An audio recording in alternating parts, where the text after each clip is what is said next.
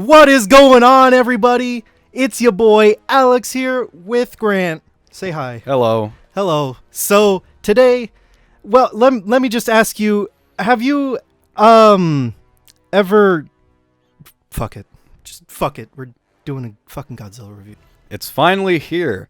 The movie event of the year. Godzilla King of the Monsters is a story of how not to market a movie to an American audience. You're welcome, China and Japan. I hope you enjoy yourselves.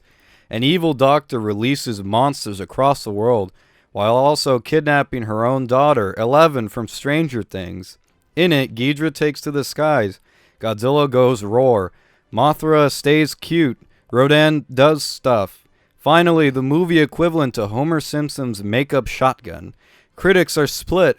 Audiences are singing its praise. Starring such amazing talent as Kyle Chandler, Vera Farmiga, Millie Bobby Brown, Ken Watanabe, Zizi Zhanga, Chinese actress, Sally Hawkins, Bradley Whitford, Charles Dance, Thomas Middleditch, Osei Jackson Jr.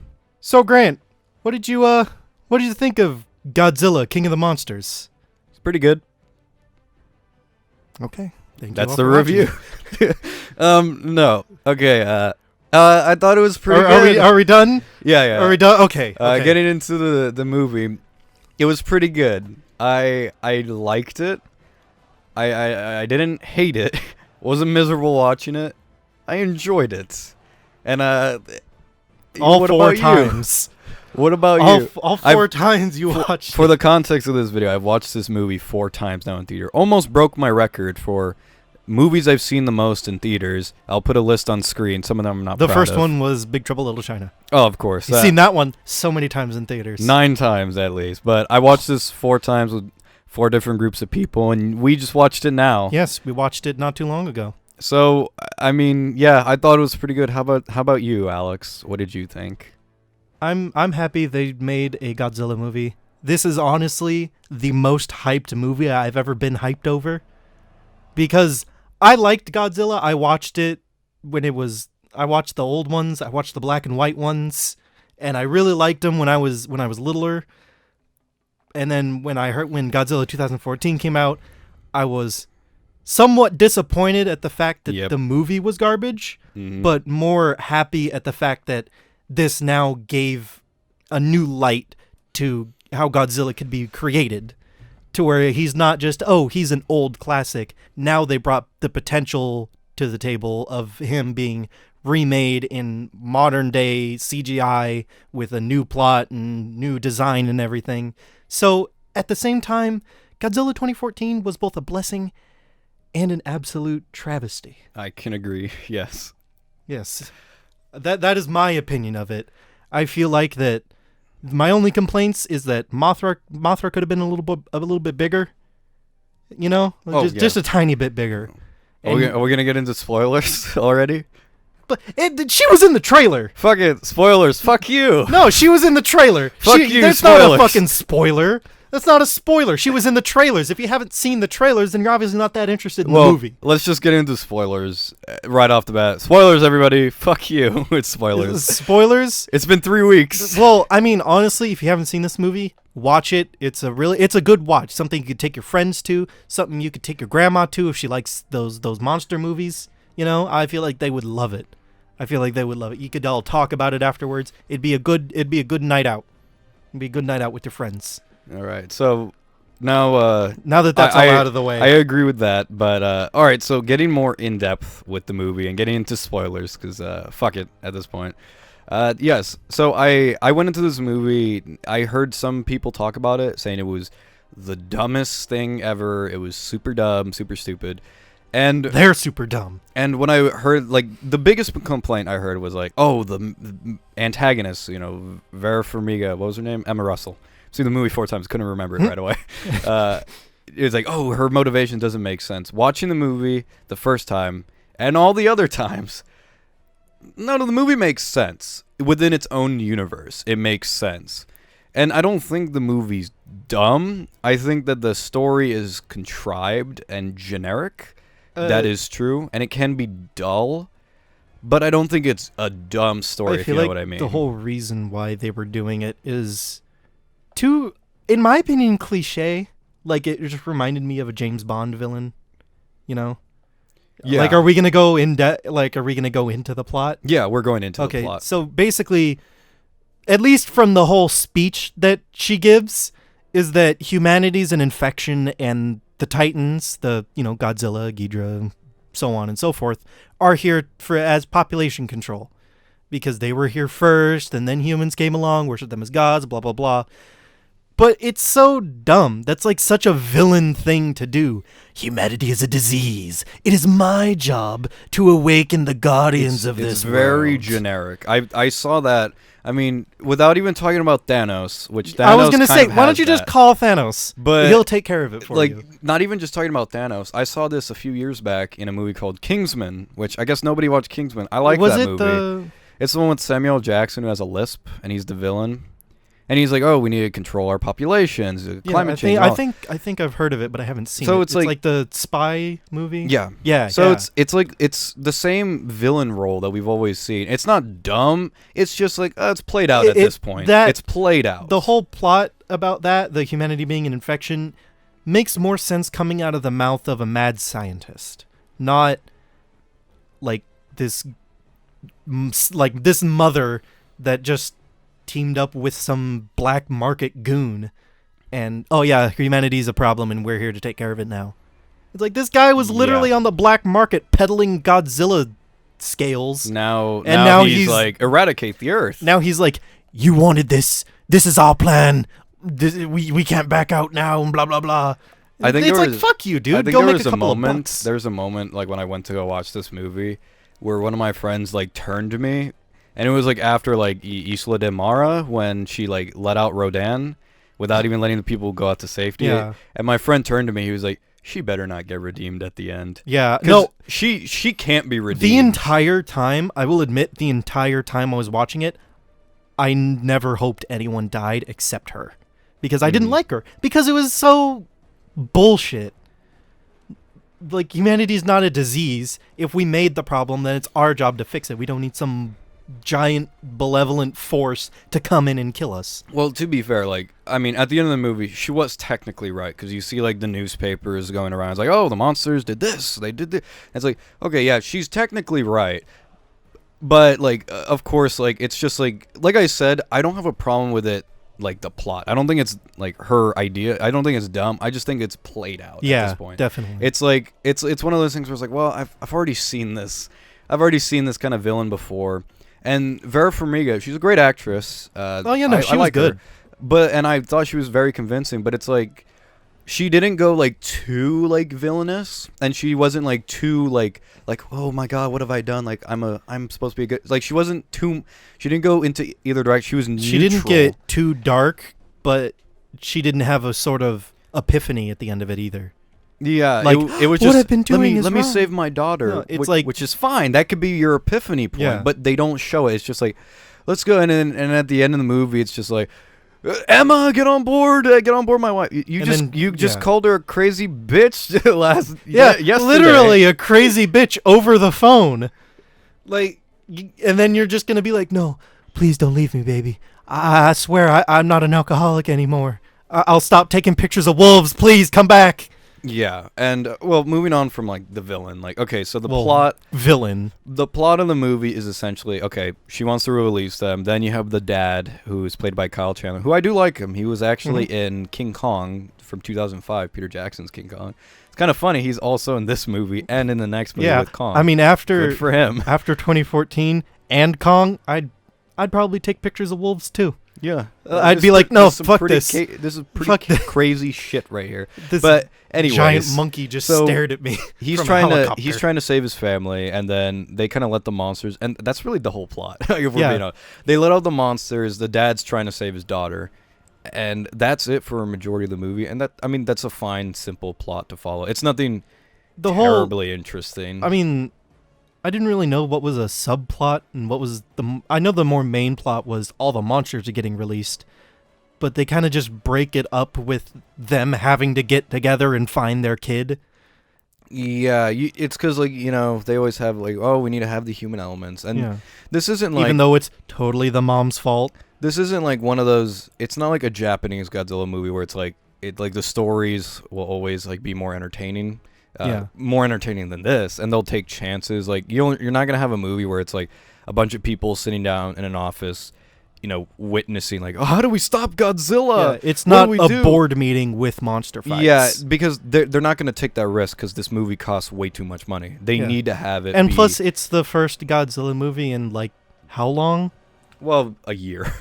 Well, not counting Godzilla 2014, because that one. Shin Godzilla came out after in 2016, and then the 3 animated Godzilla movies after that came out last year. I thought they only came out in Japan.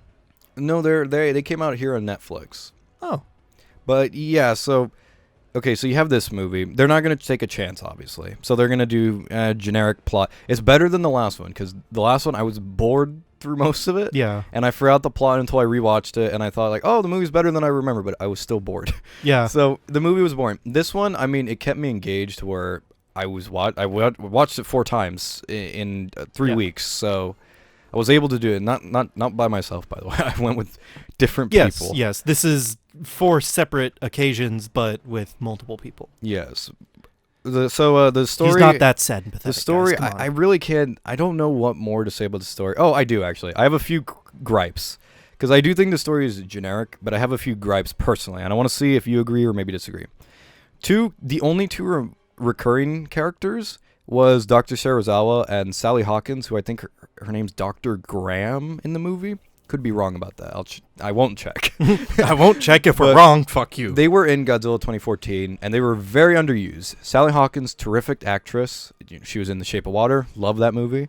And then, of course, Ken Watanabe, who's a great Japanese actor, but he's also the most interesting character in these movies. He was the main doctor. He was the leader of Monarch in this movie, and wasn't he the main protagonist in the previous movie, 2014? No, the main protagonist was Kick-Ass.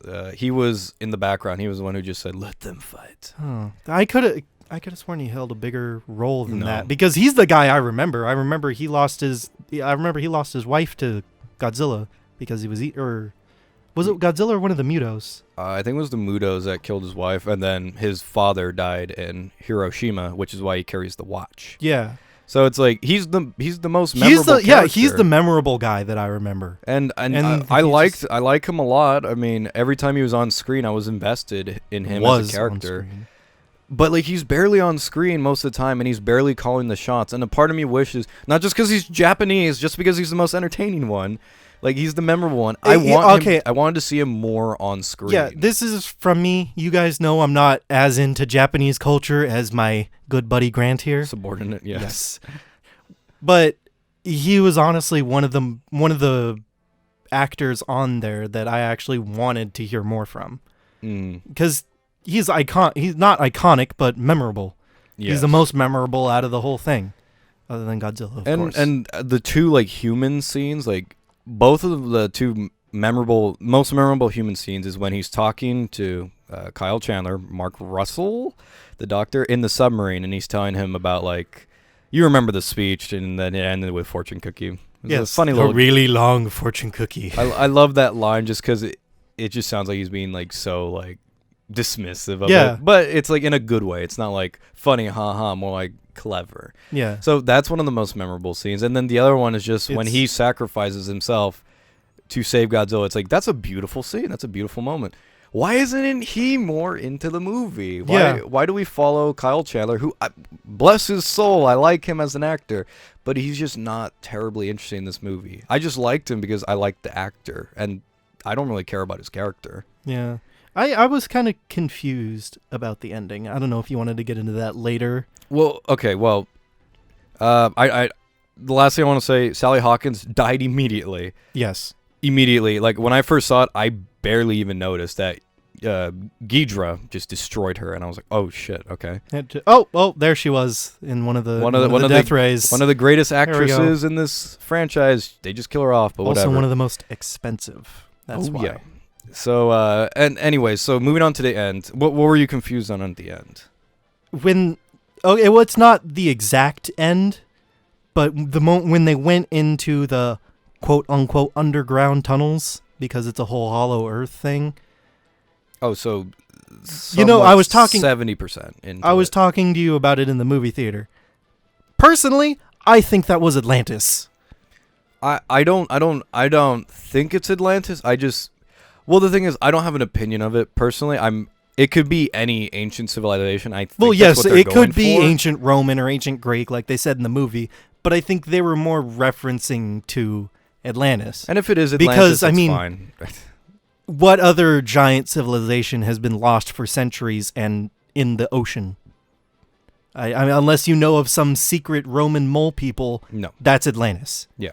And that whole air pocket with radiation in it, he should have been dead a lot longer before he got out. Like, the moment he took off his glove, he should have started getting radiation burns on his hand. They had a throwaway line where it's like, oh, you'll survive longer. And it's like, oh, okay, yeah. That's how it works. Yeah. But then again, you'll survive. You'll be okay. This is the same movie where it's like they go into Castle Bravo, which is this amazing underground facility. And this was built apparently within 4 years. So it's like, I'm willing to I'll buy it. It's like, whatever. I feel like it would have made it a lot more emotional if you saw him. If you see him burning, I and agree. decaying and like getting irradiated. Because a lot of people may not know, radiation burns. Yeah, it burns you. Like, over a certain level, you start getting rashes and stuff, and because they call it radiation poisoning. And I feel like it would have made that scene so much more emotional if you see him scarring and burning, but he's still entranced by the Godzilla. Godzilla, and like, oh, this is my final sacrifice to help you. And then Soraba, Tomo. Exactly. That would have made it so much better. Can you imagine that scene with half of his face burnt? Yeah. And like slowly just corrupting to me, him? like there's one scene in the movie where it's like, it's towards the end, and it's like one of those silly scenes where it's like, or it's just kind of where it's like all this, like they're in Boston and everything's getting destroyed. There's two giant monsters duking it out, and Kyle Chandler just comes out, he's like, Millie, yeah, Millie. Or Maddie. I'm saying whatever her name excuse is. me. Millie's the actress. Maddie. It's like, I thought it was Megan. There are two giant monsters. How the hell is she gonna hear this? That is true. They wanted to push the point being like, oh, he cares that much about his daughter that the two giant monsters, the end of the world, doesn't really matter at this point. I do like that aspect, by the way, of how it's the father. Because usually you have the trope where it's like it's the mother who always wants to save the children, but here it's the father, and it makes it a little bit more touching. Yeah, his whole story was that after being attacked by a giant fucking monster, he started to drink a little. Well, because their son died, who I assume died at some point. We never see in the movie. Their son got stepped on by Godzilla. She went and furthered their research. He went and got drunk and took pictures of like coyotes and stuff. Yeah. They split apart. She went a little too overboard with it, I would say. And he continued to take pictures of coyotes. Well, thankfully, they never fully redeem her, because it would be just like the worst if it's like at the end. No, it's like, she is unredeemable. Like, she killed. Welcome back, Mega. Oh yeah, welcome Emma. back, mate. Welcome back, you. It's okay. You're forgiven. It's like, absolutely not. She needed to die, and I'm glad she did die. It's Australian. But yeah, moving on from like the story and all that, because I do want to get on with more stuff. I apologize. No, that's fine. But just to sum up, like the characters, I want to know your opinion on this, because I know a lot of people say like the characters were unbearable and like annoying. Or like I heard like people saying like, oh, the comic relief is just the worst thing ever. No. And after watching the movie, I have to say, at its worst, there's only one joke in it where it's like, oh, and that was like, it's like, they called it Ghidra. It's like, what? It's like, she said gonorrhea. She said gonorrhea. and it's like, that's like the worst it gets. Yeah, and that's not even that bad. Yeah, it's like, oh, I mean, I have a shit sense of humor, but that was... No, but that's not even that bad. Yeah, it wasn't... It's like, oh, okay. It was kind of funny. It was kind of one of those, she obviously didn't say it, so it's funny. For me personally, dialogue that's cringy or doesn't make sense is like stuff that I would never imagine like somebody saying in real life. So like when he said gonorrhea, like it reminded me, like I have this friend who actually works on composing for movies. Oh, I thought you were going to say works on vaginas. No, unfortunately, he is gay. Oh. But he works on composition on movies. He even worked on Justice League. God bless his heart.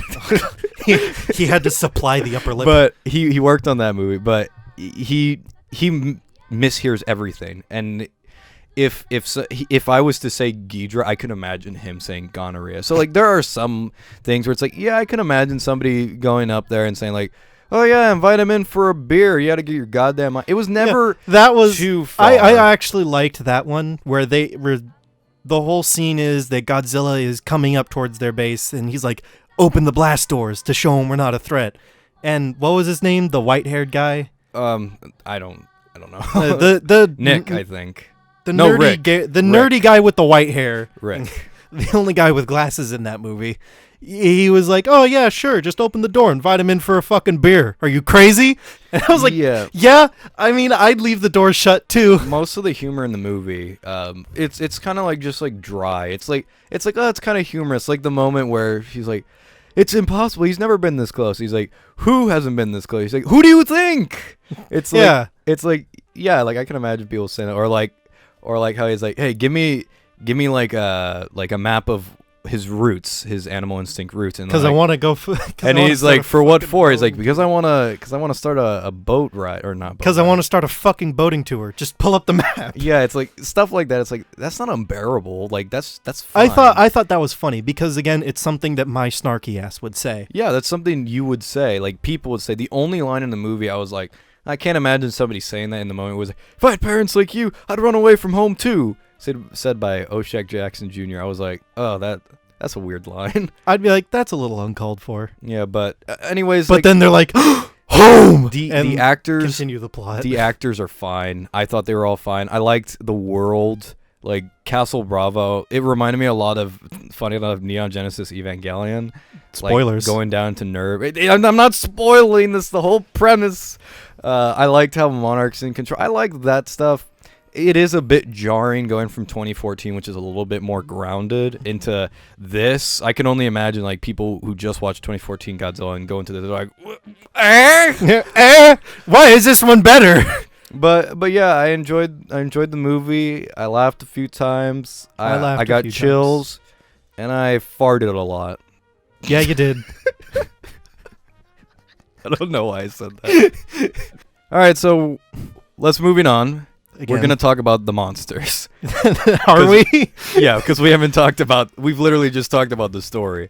All right, so, I mean, as a fan, I was satisfied for a majority of the movie. I knew you were happy with the Godzilla redesign. Well, kind of tweak, I guess. The tweak with the dorsal... Because that always annoyed me in 2014. The dorsal spines on his back. In 2014, they just look like spikes, and I was like, I don't like that. I liked it better how they looked before, more they design. Were plates, like a stegosaurus. Yeah, like plates. And here they changed it up, and they look gorgeous. I loved how they look. Speaking of loving the way they look, thermonuclear Godzilla looks kick-ass. Oh yeah, I don't. Yeah, that is what he literally is, but people just call him Burning Godzilla for some reason. Because that's dumb. Boring. Thermonuclear Godzilla. Sounds awesome. That sounds badass. It reminded me of, Godzilla vs. Destroyer, where he's like walking around and he's like, and he's like on fire and shit. Like, I loved the way that it actually melted the stuff around him. Oh yeah, that was that cool. I thought was And I delicious. I also thought it was awesome how it wasn't even just like his breath.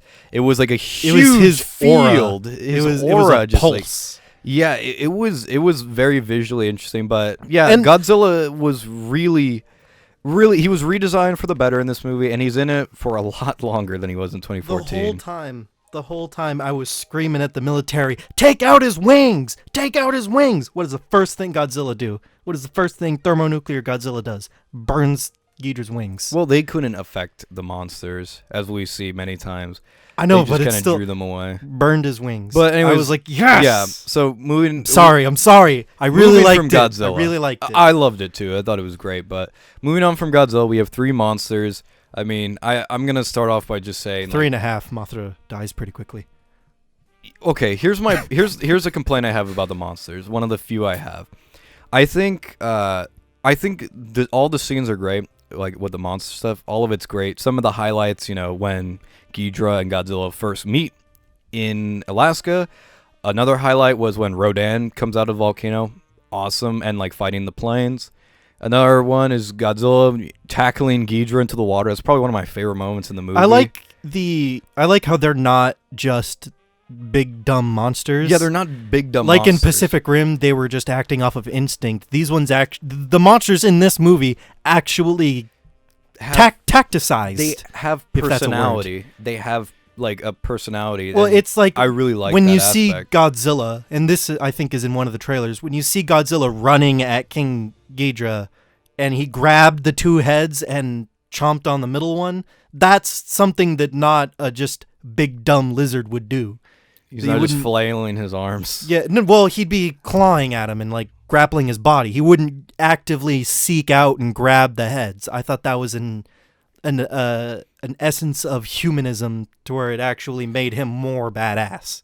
He wasn't just. Well, like all of them displayed like how smart they are. I think especially Mothra, out of all of them, like showed like, okay, yeah, this is the smartest creature on screen, like leading the humans everywhere, like strategizing, using her limitations to save, whoever she's trying to save. Godzilla.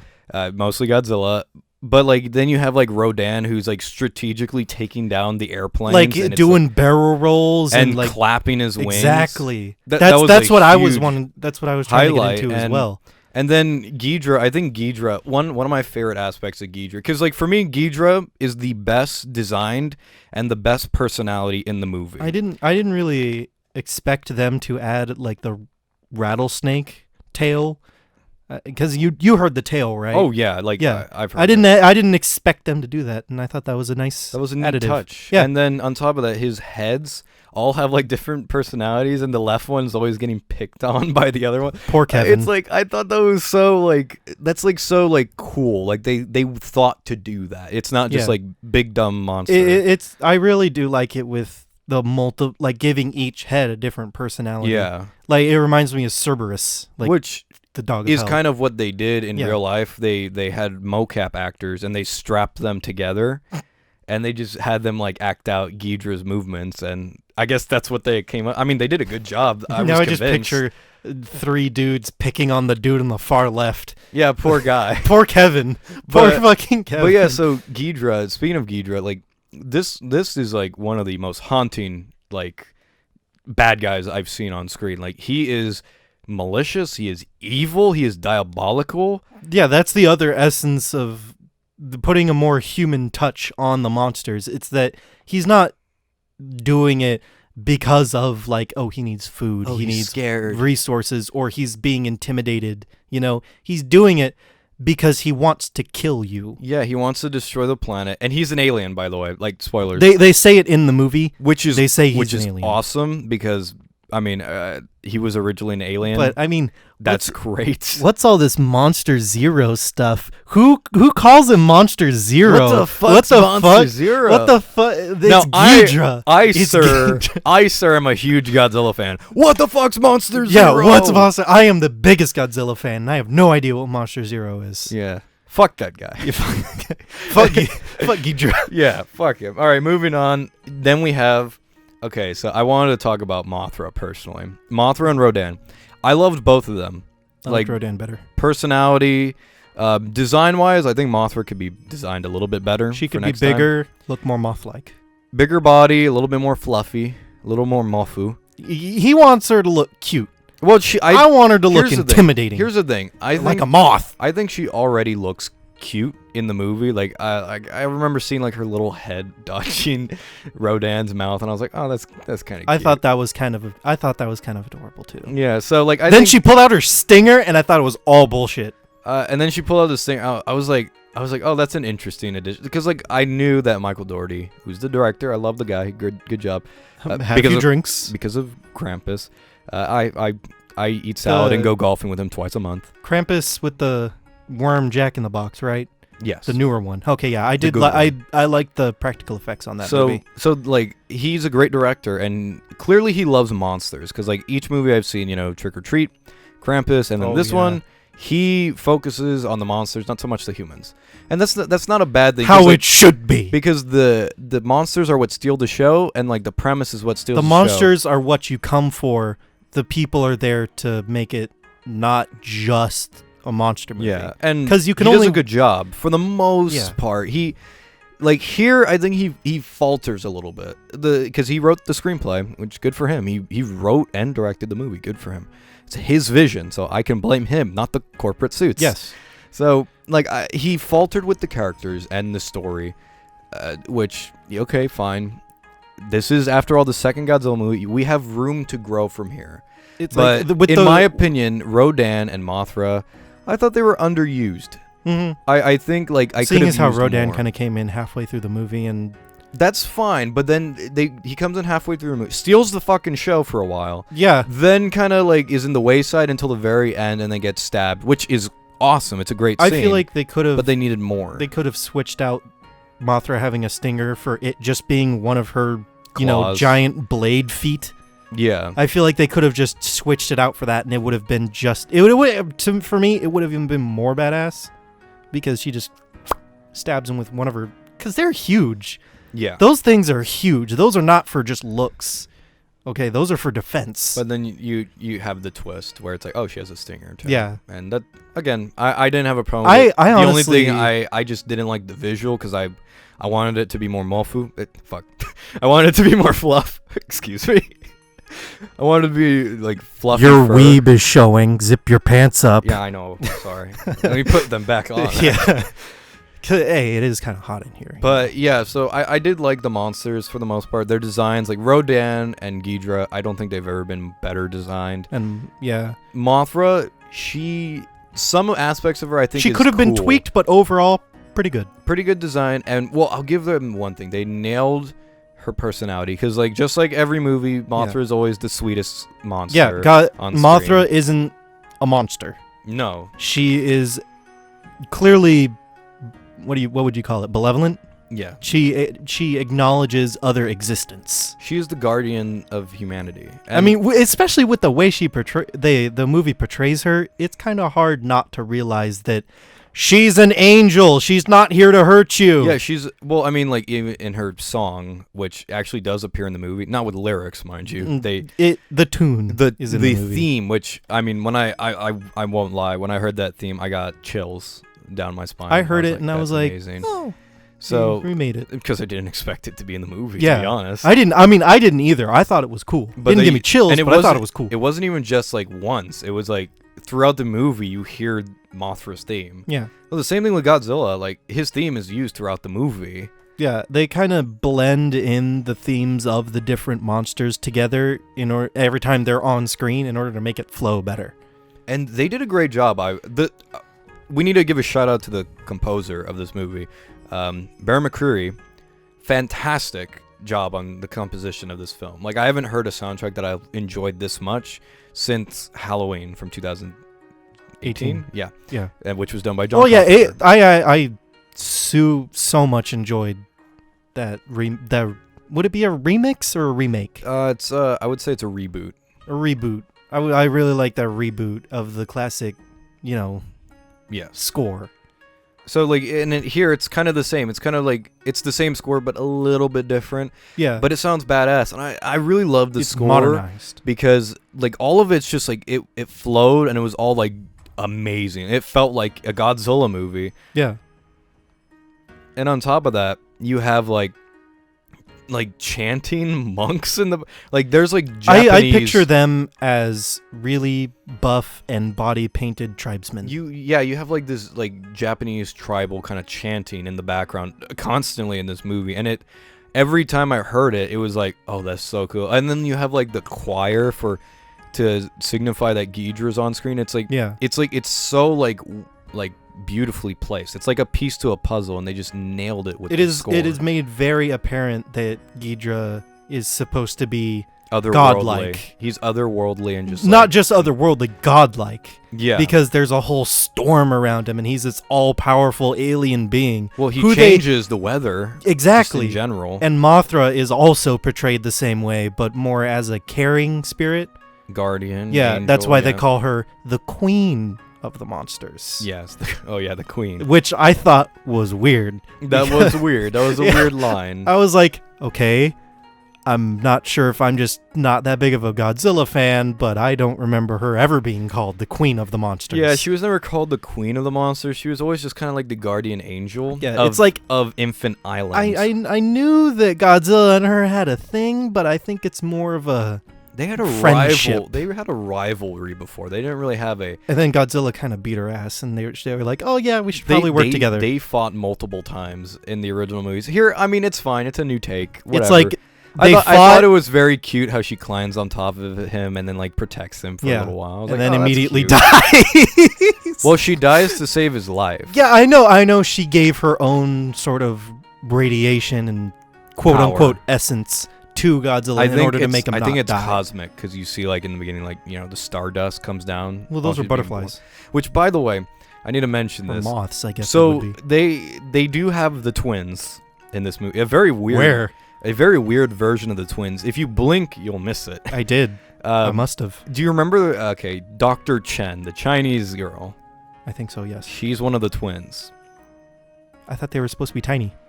Yeah, they're not tiny in here. In here, like you see, like she talks about it. She's third generation monarch, and you see like the picture of her family. They're all like twin girls, and her sister was Dr. Lee, who was at Mothra's side. When I first watched the movie, I thought they were the same person, but no, they're twins. What are you saying, that they all look alike? Huh?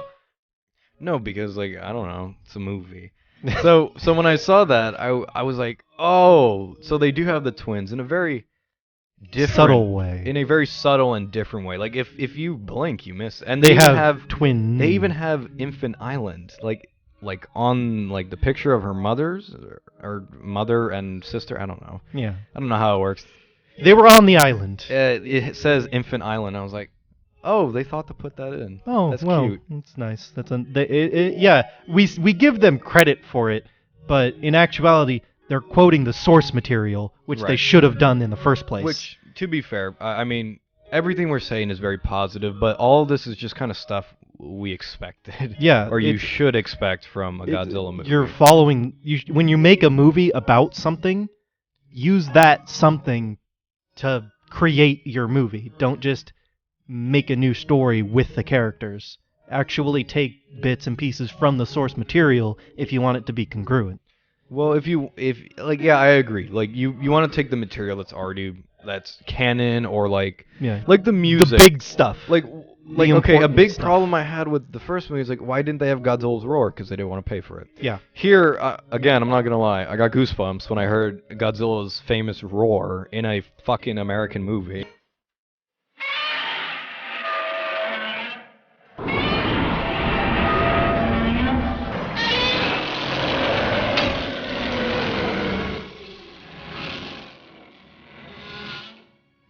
You want to know what I think it was? To maybe take the blame off of it from it being just money. I think that the reason why he didn't have as big as plates on his back or the roar is because he was younger and he wasn't developed yet. That's what but people in the time, have been saying. I'm just saying that because I can. But yeah, he was younger, and then he developed, grew up, they bought the rights to him and made him look better, and now he's fully grown and ready to kick ass. Yes. So, yeah, I agree. I agree. That could be a case. I don't care about the inconsistencies. I just care that I enjoyed that. We got at least a little bit of what we wanted. I mean, okay, so, to wrap up. Yes. So, Godzilla King of the Monsters. In all honesty, like, if I had to summarize it, I enjoyed the movie. Is it one of the best Godzilla movies ever made? I'm asking you. Oh, I wouldn't say it's the best, like, hands down, but it sure is shit up there. It's one of the more enjoyable action ones. I'll say that for sure. Definitely. Like, because, like, you watch, like, the old, like, movies, and it's, like, they're dated, of course. Like, I still have fun watching them, but it's, like, we've evolved past, rubber suits.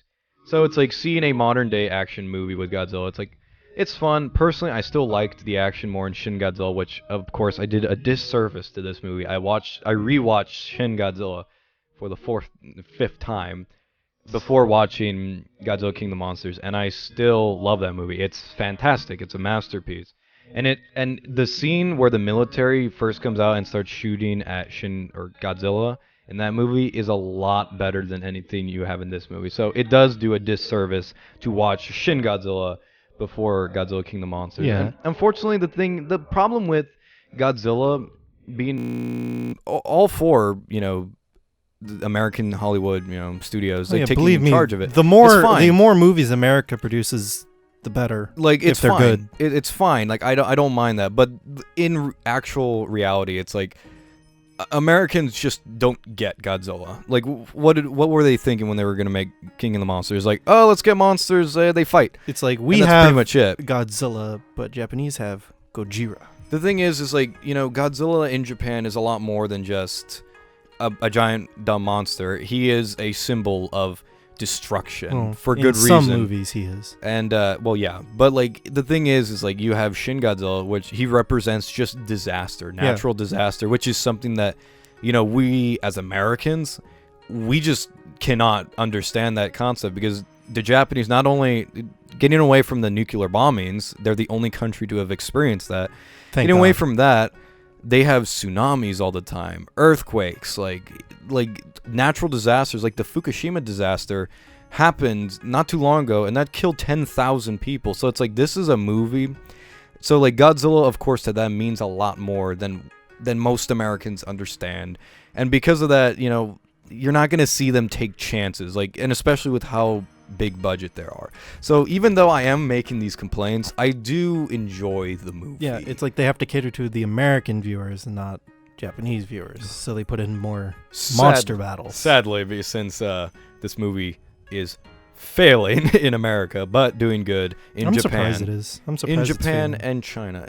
I'm not that surprised. The marketing was bad. Like, if you don't know who Mothra or Ghidra or Rodan, you just look at it and be like, huh?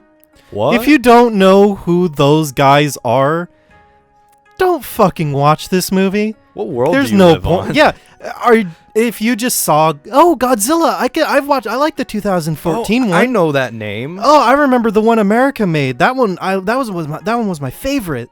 And if you go and watch this and be like, who's the giant dragon? Shut up. Get out of the theater. So yeah, I would say I would recommend it. Oh, I hit my mic. And if I was to rate it out of 10, it's gonna be. I want to go higher, but I really can't in terms of a movie. I would say it's a 7 out of 10. I think it's a pretty good movie. I think it's a lot of fun. Bump that up to a 9 out of 10 if we're just talking about monster action and soundtrack. If we're just focusing on the monster battles, the soundtrack, and the graphical effects, 10 out of 10. 10 out of 10. I loved it. I love every time the monsters were on screen, I popped a chub. It was beautiful. Yes. It was amazing. But as soon as the humans were on, I just wanted the monsters to get back. Yes, I would agree. So, would you recommend it? Highly. If you like Godzilla and actually know who all the other monsters are, watch this fucking movie. It's what you've been waiting for since 2014. It's what we've wanted. It's everything we've wanted. It's what we should expect from an American studio, on and paper. And it's good. Yes, it's beautiful. It's amazing. You might not want to keep this video that long, which, by the way, most people won't want to watch it. We're leading into Godzilla versus Kong next year, which I'm still looking forward to that. It looks good. So, out of curiosity, I looked up the casting. And of course, Kyle Chandler, Millie Bobby Brown. Why not? Yes. Why not? They're back. And then I guess, Ziyi Yang. Zhang, who is Dr. Chen, one of the twins in the movie. She returns. Those are the only 3 returning characters. But I found one actor who I was just like, oh, is this the replacement for Ken Watanabe or Dr. Serizawa? They have Uguri Shun, who, if you guys aren't familiar with Uguri Shun, he is actually, he's a famous Japanese actor who was in the Gintama live-action movie, which fucking was terrible. He's a good actor otherwise, but he was in the Gintama live-action movies. Which you found recently, right? Yes, I watched them recently, and they're the worst. But the best. I just wanted to say I thought it was surprising because I didn't know he spoke enough English, or at least good enough English to be in a Hollywood studio film. So I mean, good for him. I mean, like really him. good. Yeah.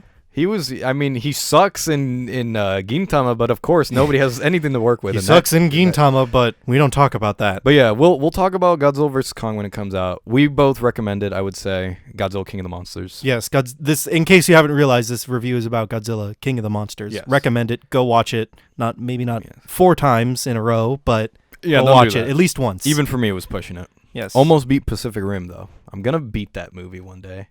I don't want that to be the number 1 on my slot. This is number 2 on my slot. Well, I mean, like number 1 in that I've seen this the most in theaters. Oh, well. That's what I meant. I'm saying number 2 in the fact of I like it the most out of a lot of movies that I've seen. Yeah, okay.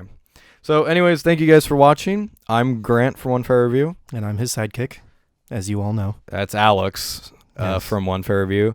And until next time, if you guys have seen the movie, tell us what you think down below. Did you love it, hate it, don't care about it, never want to see it in your life? Let us know down below. We want to hear your comments. And as always, have a nice day, and we'll see you next time.